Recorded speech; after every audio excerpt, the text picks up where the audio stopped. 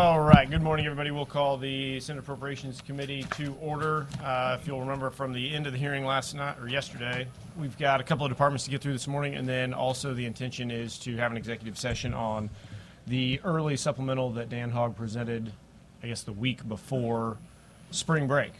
And given the fact that I think my numbers are correct here, we have a quorum on this committee at the moment, why don't we go ahead and call the roll and establish a quorum? Adam, whenever you're ready. Yes, sir. Senators Huff. Here. Luke Meyer. Arthur.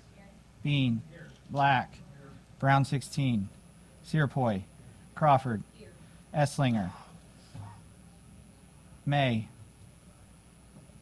Thompson Rader. Washington. Williams. You have a quorum, Senator. We do have a quorum. I'll make a motion we go into executive session. Do I have a second? I've got a second. We're in executive session. I will make a motion that we bring up before the body for consideration House Bill 2016. Do I have a second? I've got a second, so the bill's before the committee. I'll make a motion that we do pass House Bill 2016. Do I have a second? I've got a second. Any discussion on the early supplemental? This is, it's a little over, this is not the big supplemental. This is the early supplemental that Dan Hogg presented that will allocate a little over $2 million in general revenue for the National Guard. Hi, Dan.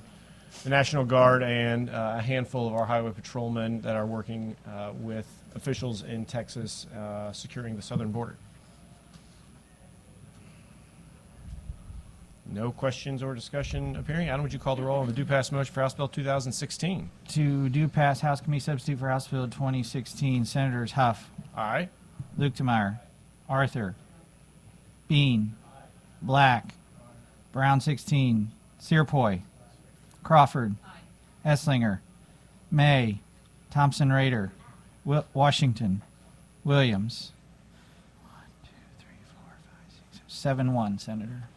By your vote of 7 aye and 1 no, you have voted do pass House Bill 2016. As we move forward with this committee, I'll go ahead and leave the board open for members to come in and vote on that as they attend. And with that, I'd make a motion we exit executive session. We've got a second. We're out of executive session. First department up this morning is the Department of Ag. Director Chen, whenever you're ready. Good morning, Senator. Would you like me to do a department overview, or to be respectful of your busy schedule, just jump right into NDIs? How long is the department overview? As long 3 as minutes? you want. No. 90 seconds? Yes. Perfect. Let's do that. Okay. So the Department of Agriculture is made up of 5 divisions and 3 boards and commissions. We support a $93.7 billion industry in the state of Missouri, and it's been a rough 2 years in agriculture. As you know, we've suffered through a drought, but according to the latest ag census, we have gone up in our output for the state, so we're excited about that. And we still lead the nation as number 2 for the number of farms and ranches in the nation. So Missouri agriculture is still very strong and vibrant, and we are very appreciative of the support that this body has shown to our department. With that, I would like to turn it over to my budget director, Amanda Kelly, to go over our NDIs today. Welcome, the stolen budget director. Used to be on our Senate staff, for those of you who didn't know. So great to see all of you, too. My understanding is just NDIs. Okay, so starting on page 5, we have the first item recommended by the governor, which is the pay plan, a total of $869,419 for the 3.2% pay increase. The next NDI is the Resilient Food Infrastructure System Infrastructure on page 45. This request is for $8.1 million federal authority for a 4-year cooperative agreement to be expended on middle of the supply chain equipment and infrastructure grants. On page 51, the governor requests for funding that corresponds with Executive Order 24-01 for the investigation and approval of agricultural land. This is for $182,111 and 2 FTE. The next NDI is on page 62. The governor requests for additional funding to support the legislation from section 340.375 that was changed in FY24 from allowing 6 students to 12 students to receive the full loan amount of $30,000. On page 75 is the appropriation authority for that same funding. So it is just for an additional $30,000 appropriation. The next NDI is on page 221. This is for an increase to the Meat and Poultry Inspection Corps. The governor requested $325,000, which will help sustain the program due to funding shortfalls from the USDA FSIS. The reimbursement rate has previously been a 50% match and is now approximately 40%. Moving on to page 229, we have an NDI for the Federal Authority for the Depopulation and Disposal Grant in the Animal Health Division. This request for $1 million federal authority will allow the Department of Agriculture to purchase a mobile nitrogen foam delivery system. This will, in the event of a disease outbreak, go on site to farms to depopulate swine using nitrogen gas. On page 235 is an NDI for the Meat and Poultry Inspection Team. This request for $351,946 and 4 FTE will allow the program to meet the demand of inspections being requested throughout the state of Missouri. $147,000 of the original NDI for vehicles was moved by the governor from House Bill 6 to ARPA.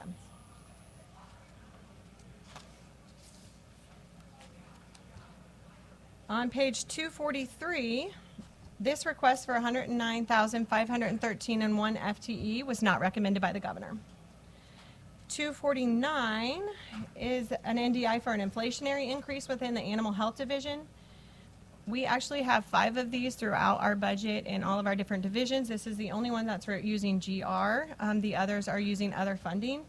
And this request for $96,600 is to help cover increased costs of vehicles, supply, fuel, lab equipment that the division is struggling to fund. The next one is one of those other inflationary NDIs on 282, and this is for our grain regulatory services. This request is for $20,000 appropriation authority. On page 313, oh, I'm sorry, that's a core. The next new decision item is on page 347, which is $600,000 requested for our feed laboratory equipment and remodel.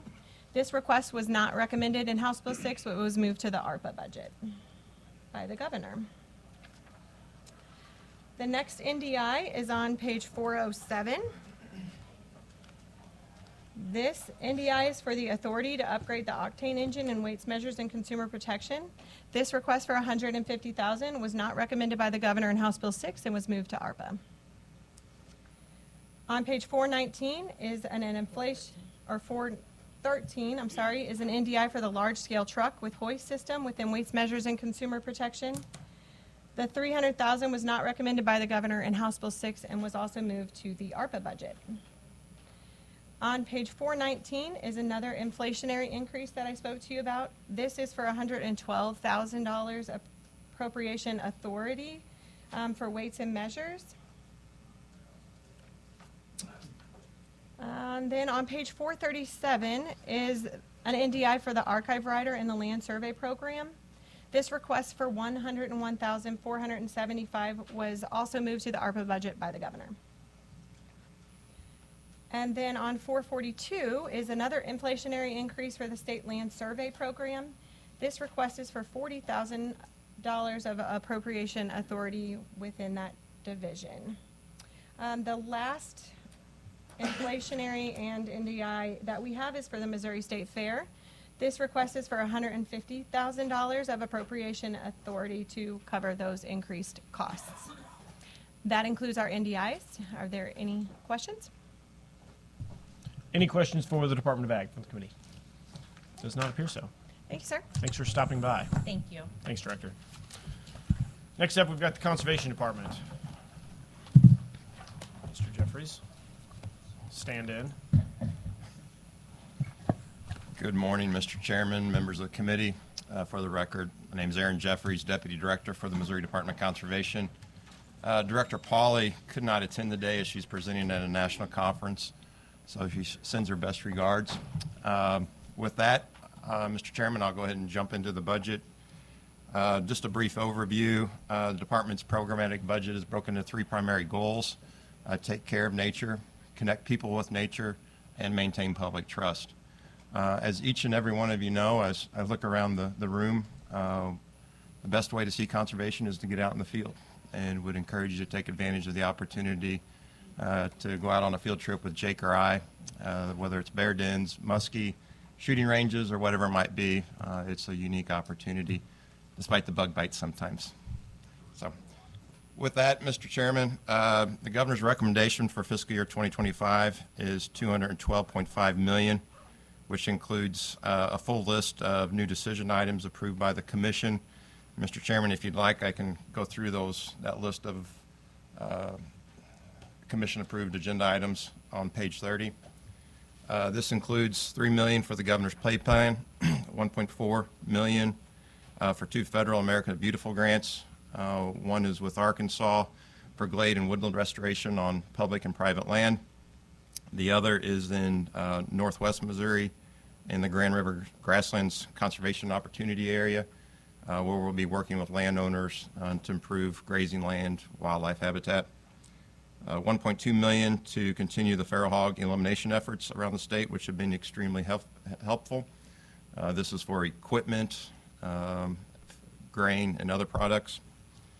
$471,000 for chronic wasting disease efforts. This includes research efforts, testing, increased meat processing fees, and then efforts with targeted culling. $269,000 for LIDAR projects related to wetland restoration and stream ecology. This is in partnership with the University of Missouri. $100,000 for Share the Harvest for increasing meat processing cost.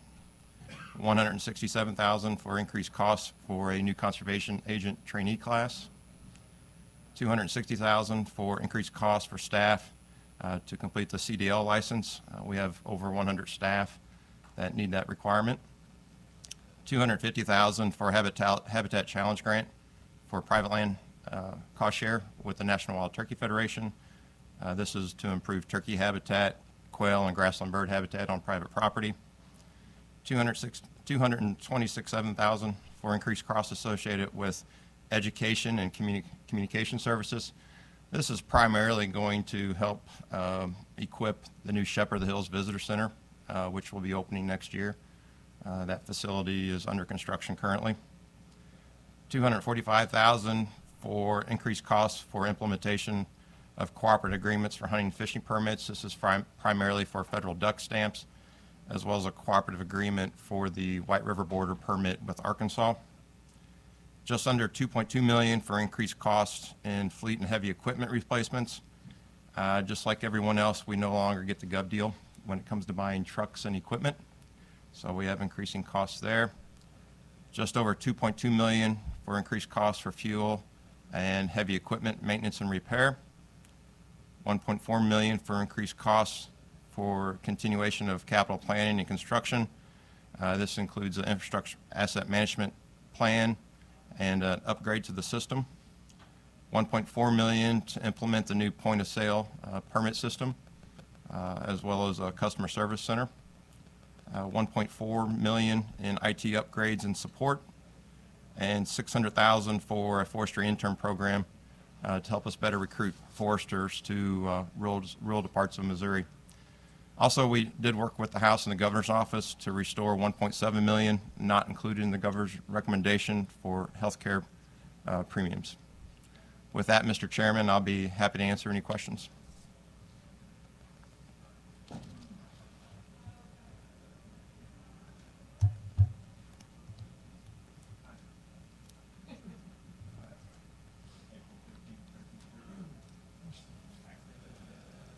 Any questions for the Department of Conservation from the committee? Does not appear so. Thank you, Mr. Chairman. Thank you for being here, Aaron. Next up, we've got Labor and Industrial Relations.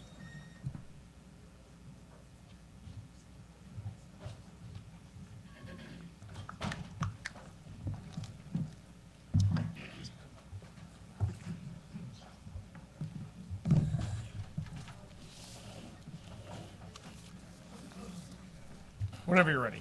All right. Very good. Thank you, Mr. Chairman.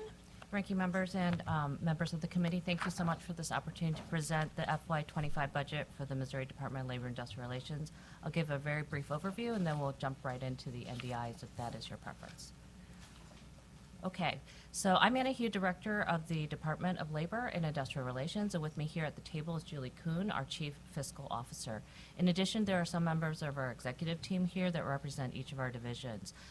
First, our Department Deputy Director, Matt Hankins, our Division of Employment Security Director, Alan Andrews, Divisions of Workers' Compensation, Deputy Director, Ben Qualls, Division of Labor Standards Director, Todd Smith, Missouri Commission on Human Rights Executive Director, Dr. Lisa Warren, the Labor and Industrial Relations Commission Chairman, Rodney Campbell, and the department's legislative liaison, Logan Hobbs. This year's budget request is for $404.6 million to cover 788.63 FTE. The funding sources are 0.7% GR, 30.9% federal, and 68.4% other funds. With that, we'll go ahead and go into the explanation of our NDIs. Good morning, Mr. Chairman, committee members. My name is Julie Kuhn. I'm Chief Fiscal Officer for the Department of Labor and Industrial Relations. I'm going to cover the new decision items recommended by the governor. Our first new decision item can be found on page 6.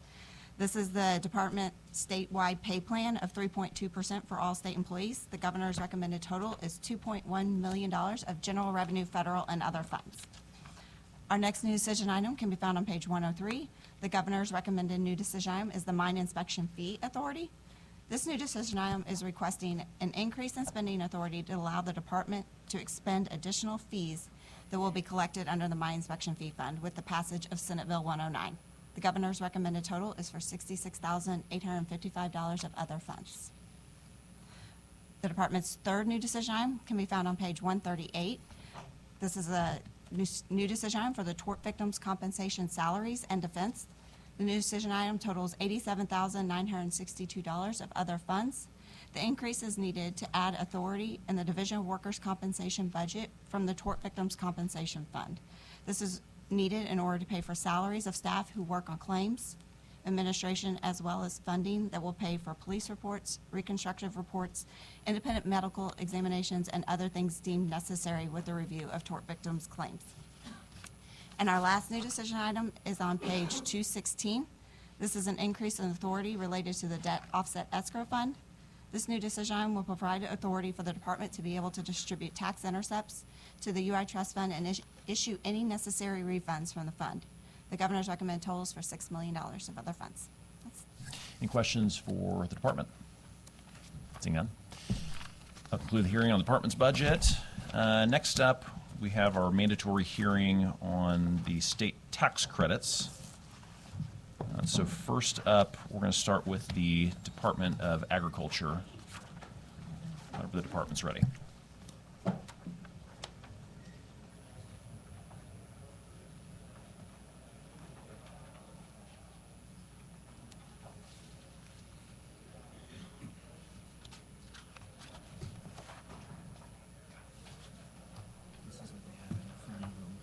Okay, so the order they're going on. Okay. Good morning, committee. My name is Jill Wood, and I'm the Executive Director of Missouri Ag and Small Business Development Authority. And we're going to start on page 71 with the Agricultural Product Utilization Contributor Tax Credit Program. This is a program where the authority may provide this tax credit to a person, partnership, corporation, or trust, or other entity that contributes cash to the authority. The contribution will be used for financial or technical assistance in the form of value-added grants to rural agricultural business concepts. Moving on to page 73, we have the Family Farm Breeding Livestock. This program provides Missouri tax credits to lenders in lieu of the first year's interest being paid on breeding livestock loans made to small farmers who are Missouri residents with less than $500,000 in gross agricultural sales per year.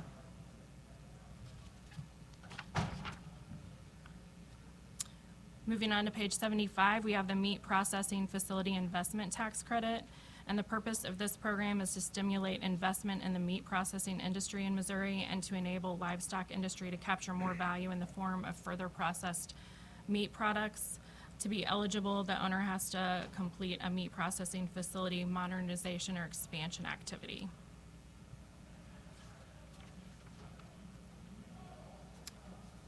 Page 77, we have New Generation Cooperative Incentive Tax Credit Program. And the purpose of this tax credit is to induce private investment into new generation cooperatives, which will process Missouri agricultural commodities into further value-added goods.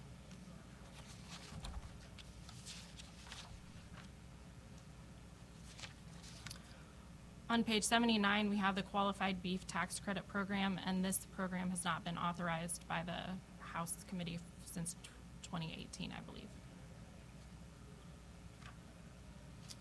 On page 81, we have the Specialty Agricultural Crops Loan Program, and this program provides a Missouri tax credit to lenders in lieu of the first year's interest being paid on specialty crop loans made to family farmers who are Missouri residents and have less than $100,000 in agricultural sales per year.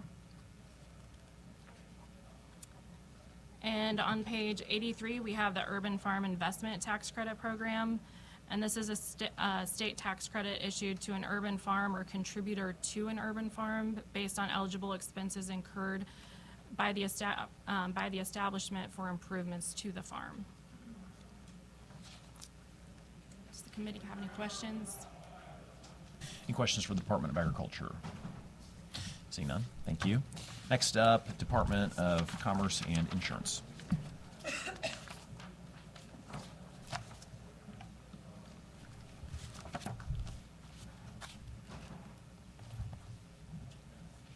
Good morning, Mr. Chairman and members of the committee. My name is Grady Martin. I'm the Deputy of Operations and the Director of Admin for the Department of Commerce and Insurance. Our department administers 4 tax credit programs. All of these tax credits are entitlement credits, and the first one is on page 1. It's the Missouri Examination Fee and Other Fee Tax Credit. Under statute, insurance companies are allowed a tax credit for the cost of insurance examinations that are conducted by the department. It also allows insurers to take a tax credit for any Missouri income taxes, franchise taxes, personal property taxes, valuation fees, and/or registration fees incurred. Only the examination fee portion can be carried forward. It can be carried forward for up to 5 years. On page 3 is the Life and Health Insurance Guarantee Association tax credit. States create guarantee associations to provide protection to policyholders. In the event of an insolvency of an insurer operating in that state. All insurers issuing life and health insurance in Missouri are members of our state Life and Health Insurance Guarantee Association. The association assesses members to pay claims of any insolvent insurers. Then those insurers are allowed to take a tax credit for that assessment. This particular credit is taken over a 5-year period, with 20% of the credit being taken each year. There is no carry forward. On page 7 is the Missouri Health Insurance Pool Assessment Credit. The Missouri Health Insurance Pool provided health insurance to Missourians who could not obtain it in the regular marketplace. With the passage of Senate Bill 262 in 2013, the pool ceased issuing new policies on January 1st of 2014. Any remaining credits from prior assessments will continue per statute. These credits may be carried forward until exhausted. And finally, on page 9 is the Property and Casualty Insurance Guarantee Association tax credit. It's very similar to the Life and Health. These credits are taken over a 3-year period versus a 5-year period. That's it. Any questions? Thank you.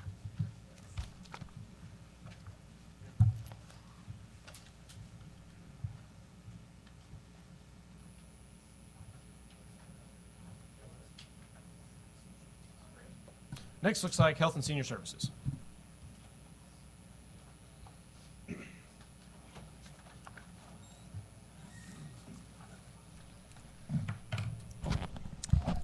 Good morning, Mr. Chairman and members of the committee. My name is Alicia Jenkins. I'm Deputy Director in the Division of Community and Public Health.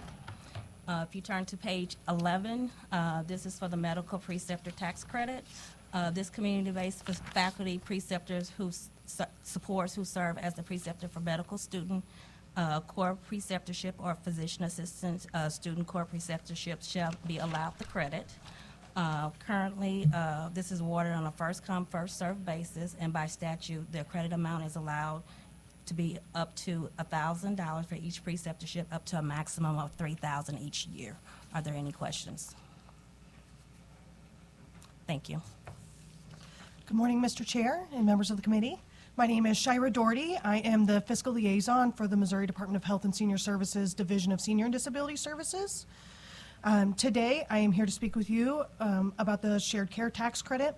Shared Care is a program in which eligible families who provide care to an elderly family member in their home may request a tax credit. Caregivers who meet the requirements within the program are eligible for a shared care tax credit in the amount not to exceed $500 to defray the cost of caring for an elderly person. Are there any questions? Thank you.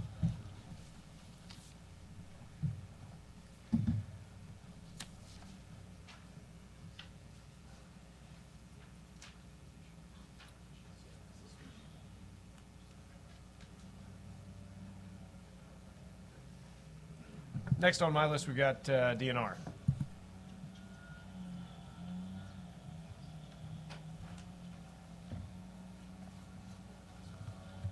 Good morning, Mr. Chair and members of committee. My name is Nora Maxwell. I'm the State Energy Office Program Manager with the Department of Natural Resources, and I'm here to talk about the Wood Energy Tax Credit. The Wood Energy Tax Credit is discretionary, may be carried forward not to exceed 4 subsequent taxable years. The Wood Energy Tax Credit is not allowed as a carryback. It is not refundable, and there is no federal tax incentive for this tax credit. The tax credit started in 1985. A Missouri wood energy producer, defined as any person, firm, or corporation that engages in the business of producing processed wood products from Missouri forest industry residue to be used as an energy source, is eligible for a tax credit on taxes otherwise due. Statutory authority for the authorization of credits was reinstated and extended to June 30, 2028 by House Bill 3 from the first extraordinary session 2022. There is an annual cap of $6 million subject to appropriations. For fiscal year 24, the appropriation for the tax credit was $3 million. The wood energy tax credit is assignable but not sellable. The credit allows for $5 per ton for wood products from processed wood residue. A credit of $20 per ton for wood used in charcoal production is allowed. Wood usage is inferred at 4 tons of wood residue used per ton of wood char produced. That's all. Any questions? Thank you.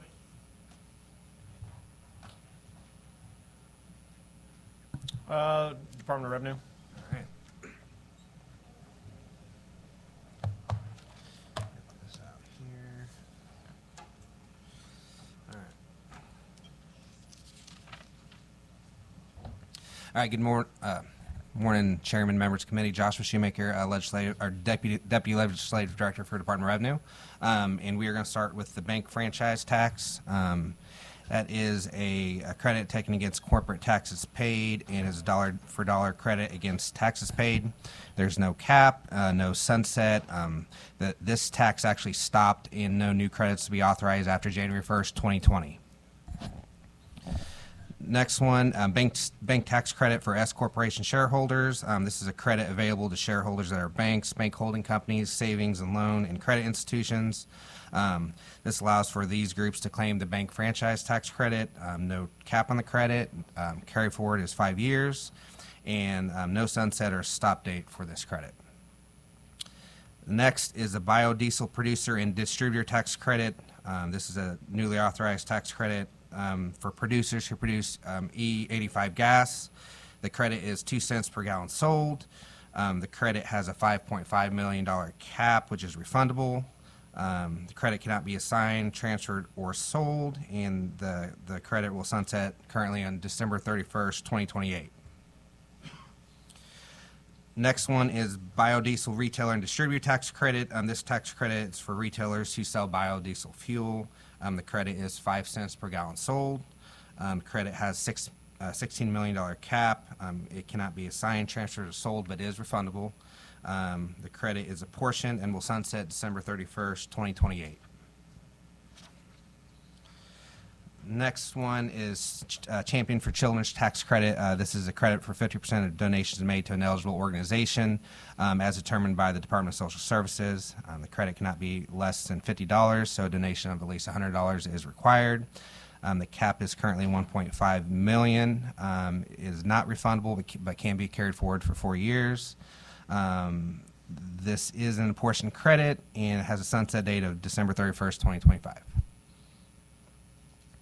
Next one is Disabled Access for Homeowners Tax Credit. This is a credit for persons who incur costs for qualifying renovations to make their home accessible for a person with a disability. Income limits for this, less than $30,000 for federal adjusted gross income to be eligible, or $30,000 to $60,000 federal adjusted gross income. You can receive 50% of the credit. There's a limit at $2,500 per taxpayer per year. Cap is $100,000 per year, first come, first serve, and has a sunset date of December 31st, 2025. Next one is Disabled Access for Small Business Tax Credit. This is a tax credit provided to businesses and corporations that make their businesses more accessible to people with disabilities. The credit is $5,000 per business with no more than 50% of expenses eligible. It can be carried forward until used, but is not refundable or transferable. And no sunset or stop date currently on this program. The next one is Ethanol Retailers Tax Credit. This was newly authorized in 2023. Tax credit for retailers who sell E85 gas. The credit is 5 cents per gallon sold. The credit has a $5 million cap. It cannot be assigned, transferred, or sold and are not refundable. This credit is apportioned and has a current sunset date of December 31st, 2028. The next one is the Food Pantry Tax Credit. This is a tax credit for taxpayers who make a cash or food donation to a food pantry, soup kitchen, or homeless shelter. The credit is 50% of the donation up to $2,500 per taxpayer limit. This credit cannot exceed their tax liability. Carry forward of 3 years, is not refundable or transferable. This is an apportioned credit and has a cap of $1,750,000 and a sunset date of December 31st, 2026. The next one is actually a deduction, long-term care deduction. This is a deduction for non-reimbursed amounts paid by the taxpayer for qualifying long-term care insurance premiums that are not included in the taxpayer's itemized deductions. They can deduct up to 100% of qualifying amounts paid. No cap and no sunset on this one. Next one is Peace Officer Surviving Spouse Tax Credit. This is a tax credit for surviving spouses of public safety officers whose death occurred during the line of duty, equal to the amount of property tax paid. They are entitled to the credit as long as they remain in the house and do not remarry. There's no cap on this program and is not refundable or transferable. And the sunset has been extended to December 31st, 2027. All right, next one is SALT Parity Act. This program allows taxpayers to file taxes at an entity level rather than the partnership level. The partner reports their income, including what the entity paid, and they get a credit equal to what was paid by the entity. They are filing individual income taxes, has nothing to do with corporate tax. Credit cannot be assigned, transferred, or sold, but is refundable. Has no cap, and the redemption indicates how much was received from the companies rather than the partners.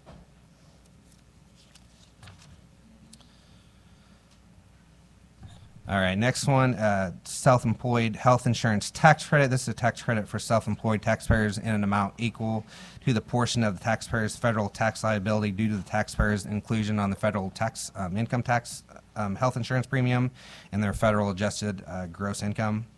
There's no cap in this program and is not refundable or transferable. No carry forward, and this will sunset December 31st, 2028. Next one is senior citizen property tax credit. Tax credit for homeowners and renters for the property tax they pay. To be eligible, the taxpayer must live in Missouri the whole year, be over 65 years old, or a veteran who became 100% disabled as a result of their service, or 100% disabled, or be 60 years plus receiving surviving spouse Social Security benefits. Maximum income is $30,000 for individual, single, and $34,000 for married. And this phases out as income rises. No sunset or stop date on this credit. Cap for homeowners is $1,100, and for renters it's $750. Special needs adoption tax credit. This actually was changed recently, so the child does not need to be special needs qualified. Any child in Missouri who's adopted. Cap up to $10,000 for each child. For any portion that adopts or a business that helps their employee adopt, that $10,000 cap will adjust for CPI. Will have a CPI adjustment in the future. There's no cap starting July 1st, 2024. Has a 4-year carry forward, and the credit can be assigned, transferred, or sold, but at a discount rate of 75% of the value. No sunset or stop date on this credit currently. All right, last but not least, working family earned income tax credit. This was newly enacted credit in 2023. It's a credit for the portion of the federal EITC credit claimed. This credit can be claimed for taxpayers with filing status as single, head of household, widowed, or married filing jointly, who is allowed a federal earned income tax credit. For tax year 2023, the credit is 10% of the federal credit that's allowed, and it's expected to be 20% by 2024. It is not refundable or transferable and does not have a cap and no sunset currently. And that is it. Answer any questions? Thank you. All right. Thank you. I think next we've got the State Tax Commission.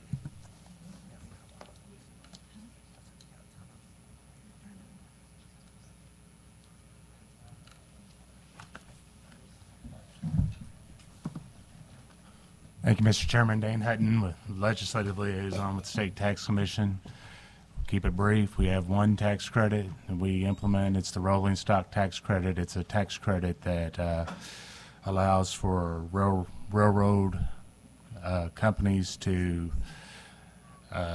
deduct qualified expenses from their taxes on their state assessed property taxes. Be happy to answer any questions.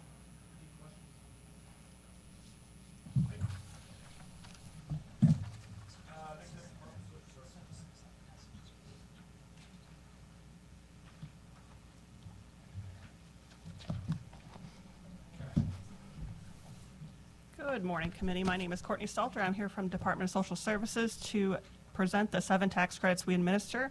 The first one can be found on page 57.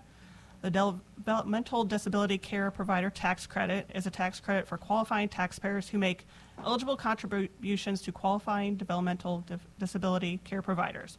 The tax credit does not have a cap, and it has a 4-year carryover. The next one's on page 59, Diaper Bank Tax Credit. This tax credit is to help fund diaper banks to assist infants, children, or incognate adults with disposable diapers or other hygiene products. Total tax credits may not exceed $500,000. There's 1-year carryover. Page 61, Health, Hunger, and Hygiene Tax Credit. Help provide funds for the unmet health, hunger, and hygiene needs of children in school. Qualified providers must meet all 3 needs, health, hunger, and hygiene needs of children in school. There is no program cap. Page 63, Maternity Home Tax Credit. Provide a tax credit for qualifying taxpayers who make eligible donations to qualifying maternity homes. There's no cap, and there's a 1-year carryover. Page 65, Pregnancy Resource Center Tax Credit. To provide a tax credit for qualifying taxpayers who make eligible contributions to pregnancy resource centers. There's no cap and a 1-year carryover. Page 67, Residential Treatment Agency Tax Credit. To provide a tax credit for qualifying taxpayers who make donations to eligible residential treatment agencies. There's a 4-year carryover. And the last one for social services is on page 69. This is the Domestic Violence Shelter or Rape Crisis Center Tax Credit.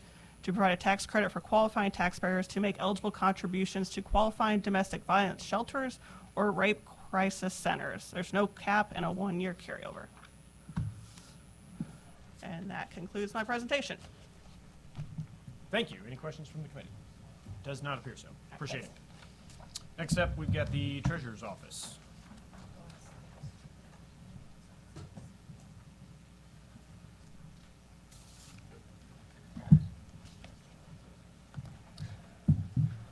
Good morning. Clayton Campbell here with the State Treasurer's Office. I serve as the Deputy State Treasurer. Our office administers one tax credit, the Missouri Empowerment Scholarship Account Program, also known as Mo Scholars. This tax credit allows taxpayers to claim a credit for up to 50% of their state income tax liability for a donation to any approved educational assistance organization, also known as an EAO. EAOs must be 501c3 organizations. I would note that the tax credit year encompasses 2 fiscal years. For tax credit year 2023, the approximate cap is $26.5 million. Over $17 million in credits were claimed, and $16.6 million in donations were actually received. With that being said, I will field any questions. Thank you. Any questions from the committee? None appearing. Appreciate you being here. Thank you. Last up, I believe we have the big book of tax credits, Department of Economic Development. All right, thank you, Mr. Chair. My name is Paul Eisenstein. I'm the Senior Director of Operations at the Department of Economic Development, or DED. And so we'll be going through our tax credits. So we're going to start, we're going to go a little out of order. We're actually going to start with Kathy Wade from the Redevelopment Program. She's going to be starting on page 28. Thank you. Yes, Kathy Wade, the Redevelopment Finance Manager at DED. Today I'm going over my tax programs. The first program that I want to discuss is the Advanced Industrial Manufacturing Zones Act, also known as AIM Zone. Found on page 28, as Paul said, the program diverts withholding taxes from new job creation and established AIM zones to the Port Authority. This particular program is not a tax credit, but a retention of withholding tax on new jobs. This is an entitlement program, and there is no cap. The next program can be found on page 31. Amateur sporting contribution, tax credit contributions. This program provides an incentive for donations to certified sponsors and local organizing committees with a support contract for a sporting event. This is an entitlement program, and there is a $10 million cap. The credit can be carried forward for 2 years and is sellable. The next program can be found on page 34. Amateur sporting tax credit ticket sales. This program provides a tax credit that is designed to encourage the location of competitively bid amateur sporting events in Missouri. It is a discretionary program and has a $3 million cap. The credit is refundable and is sellable. The program can be found, my next program can be found on page 38. Brownfield remediation. This program provides an incentive to businesses and developers to redevelop property contaminated with hazardous waste. This is a discretionary program, and there is no individual project cap nor program cap. The credit can be carried forward for 20 years and is sellable. The next program can be found on page 42. Historic preservation. This program provides an incentive designed to encourage the redevelopment of commercial and residential historic structures in Missouri. It is an entitlement program and has a cap of $134.4 million on large projects, over $275,000 in tax credits. There is no cap for the small projects. The credit can be carried forward 10 years and carried back 3 years and is sellable. And the last program I am going over today is found on page 46. Neighborhood Preservation Tax Credits, also known as NPA. This program provides an incentive for homeowners in certain lower income areas to rehabilitate their home, or incentive for in full new construction of owner-occupied housing. It is an entitlement program and has a $16 million cap. The credit can be carried forward 5 years and carried back 3 years and is sellable. And this is the end of my programs for the redevelopment team. Thank you. Wonderful. Thank you, Kathy. Really appreciate it. Okay, next up, we're going to go to Brooklyn Wasser on page 49. She's going to go through all of DED's business development programs.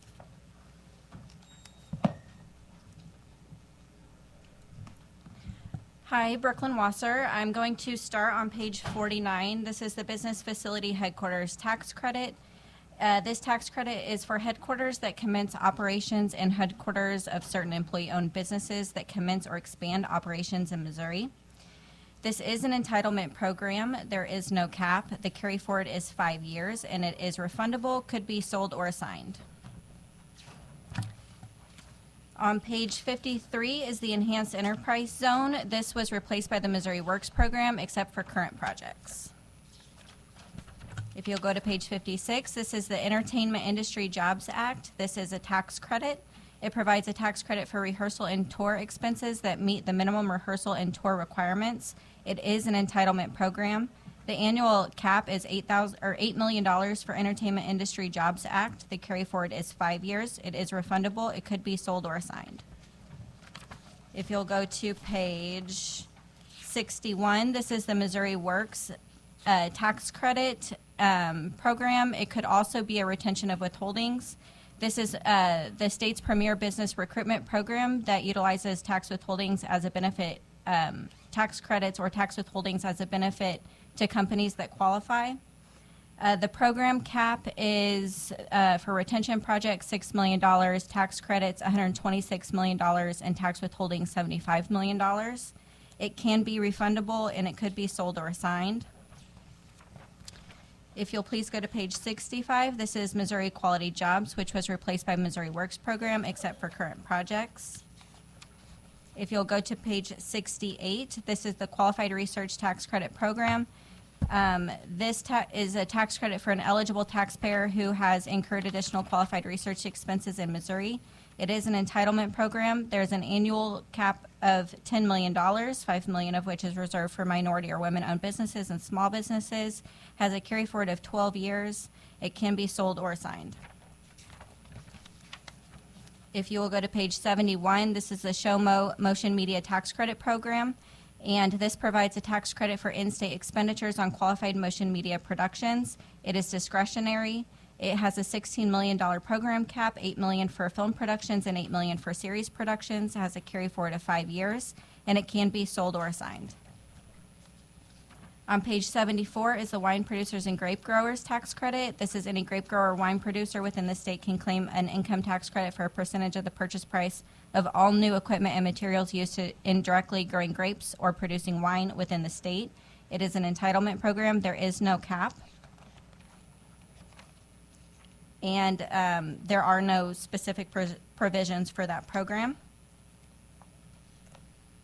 And that concludes the tax credits for my division. All right, thanks so much, Brooklyn. Appreciate it. Okay, next up, we're going to be walking through our community development tax credits, and that's going to be on page 77. And Daniel Epler will speak to those. Thanks.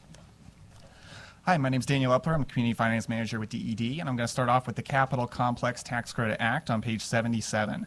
This program is a contribution tax credit program that provides a credit for monetary or artifact donations to Capital Complex buildings, including the State Capitol, the Supreme Court, the Old Federal Courthouse, the Highway Building, and the Governor's Mansion. No more than $10 million can be authorized in a calendar year. If donations are received in excess, they're placed in line for issuance the following year. Program has a carry forward period of 4 years, and they're not refundable, but they are refundable and they are sellable. Next, I'm going to go to the Family Development Account on page 80. This program promotes self-sufficiency through asset development for low-income persons through a match savings program. Individuals, businesses, and corporations having tax liability in Missouri are eligible to receive tax credits for qualified donations to approved FDA projects. This program has a fiscal year cap of $300,000. They do not have a carry forward period. They are not refundable or sellable.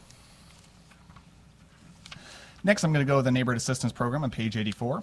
This program provides assistance to community-based organizations that enable them to implement community or neighborhood projects in areas of community service, education, crime prevention, job training, and physical revitalization. This program has a fiscal year cap of $16 million. They have a carry forward period of 5 years. They are not refundable or sellable. Next, I'm going to go to the Small Business Incubator Program on page 88. For this program, a taxpayer who makes a contribution to an approved small business incubator, sponsor, or fund can claim a state tax credit for a percentage of such contribution. This program has a $500,000 annual cap that's allocated each calendar year to approved incubators requesting funds based on need, competition, and appropriate use of contributions. This program has a carry forward period of 5 years. They are not refundable, but they are sellable. And I'm going to go to the Youth Opportunities Program on page 91. This is a contribution tax credit program which broadens and strengthens opportunities for positive development and participation in community life for youth and discourages criminal and violent behavior. Individuals, businesses, and corporations having tax liability in Missouri are eligible to receive tax credits for qualified donations to approved projects. This has an annual calendar year cap of $6 million. They have a carry forward period of 5 years. They are not refundable or sellable. And that concludes community development programs. Thank you. All right, wonderful. Thank you, Daniel. So we started on page 28 with the redevelopment programs. We still do have 3 more groups to go. We're going to go back to page 4. So Jennifer Schmidt with MHDC or Mr. Stetzler. We can go through the Missouri Housing Development Corporation programs on page 4. Good morning, Mr. Chairman, members of the committee. Kip Stetzler, Executive Director with MHDC. I'd like to introduce to the committee our Deputy Director, Ms. Jennifer Schmidt, and if there's no objection, she will present our tax credit programs this morning. Okay. Good morning, everyone. I'm Jennifer Schmidt. I'm our Deputy Executive Director with the Missouri Housing Development Commission. I have 2 tax credits that I'm going to present to you this morning. First on page 4, the Affordable Housing Assistance Program, or AHAP program. This program is a tax credit that can be received by businesses and eligible individuals that contribute to a nonprofit through donation, and they can receive a tax credit at a value of 55% of the value of the contribution. This credit is a carry forward credit for 10 years, and it is sellable and transferable, and it is for the production of affordable housing or through operations. The statutory cap on that is $10 million for production-related credits and $1 million for operation-related credits. The next tax credit that I'm going to present this morning is for the Low-Income Housing Tax Credit Program. That is going to be on page 7.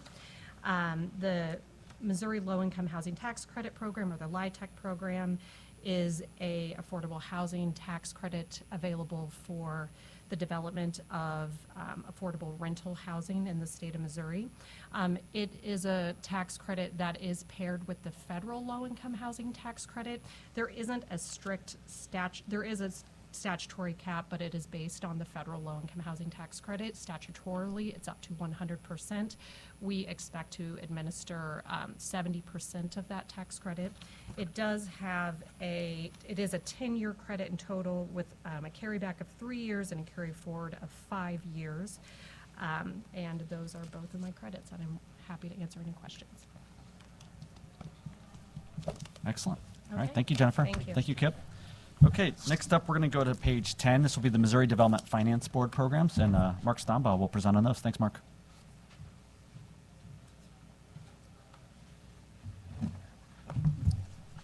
Good morning, Mr. Chairman, members of the committee. Thanks, Paul. My name is Mark Stombaugh. I'm the Executive Director of the Missouri Development Finance Board. Here to cover just a couple programs that we administer over there at DED. First, on page 9 and 10, there is the Bond Guarantee Tax Credit Program. It's a guarantee for major public infrastructure projects in large redevelopment areas. The cap is based on the aggregate total amount of revenue bonds and notes that could be outstanding at any point in time, and that cap is $50 million. I'd note that the intent is never to issue these tax credits. All of these projects have several revenue sources to repay them. The guarantee just allows that upfront financing to be structured in a way for the project to get done. I think we've done 6 total projects with that program over time. Next, I'd move to the BUILD program. It's located on page 12 and 13. This is a discretionary program that we administer jointly with the department that provides a financial incentive for the location of large expansion business projects. On the manufacturing side, those limitations are 100 jobs and $15 million of investment. And on the office side, it's larger at 500 jobs and $10 million of investment. The program cap on this is $25 million. And again, as bonds, we would look at the total amount of debt service that's outstanding in any particular year is what you're seeing on those forms.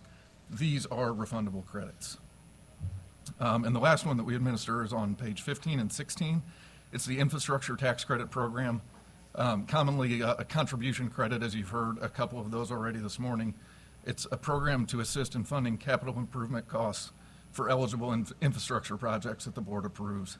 The credits are equal to 50% of the contribution received by the board. Those contributions are then drawn down or granted out to the project so they can be successful. These are not refundable credits, but they do have a carry forward of 5 years, and they have an annual allocation of $10 million. I'd be happy to answer any questions. Okay, excellent. Thank you, Mark. Okay, I'll go ahead and present on our two workforce programs. If you can please go to page 20. This is the Missouri One Start Community College Training Program. So this program combines the funds for two training programs, the New Jobs Training Program, or NJTP, as well as the Jobs Retention Training Program, JRTP. So the NJTP program provides assistance to eligible companies to train workers in newly created jobs and is suited for large attraction and expansion projects. The JRTP, or the Retention Program, is suited for large retention projects and provides training to upskill existing workers. There is an annual appropriation of $27 million for this program. If you can please go to page 25. This is the intern and apprentice recruitment tax credit. This is a new tax credit, and this authorizes an income tax credit to eligible taxpayers who hire an intern or apprentice at a pay rate that's equal to or greater than the minimum wage with additional requirements. There's an annual program cap of $1 million. And so now we've gone through all the active tax credit programs. On page 94, you'll see a list of the tax credit programs where the cap has been exhausted, or they've been sunsetted or eliminated by statute. We typically don't go through those programs unless there's an interest for the committee. We won't, or this committee, we won't go through those either. Okay. All right. Well, thank you, Mr. Chair, for your time. We appreciate it. That will conclude our tax credit hearing. And just a reminder for folks, there's no appropriations hearing tomorrow. So enjoy your Thursday off from this committee. We're adjourned.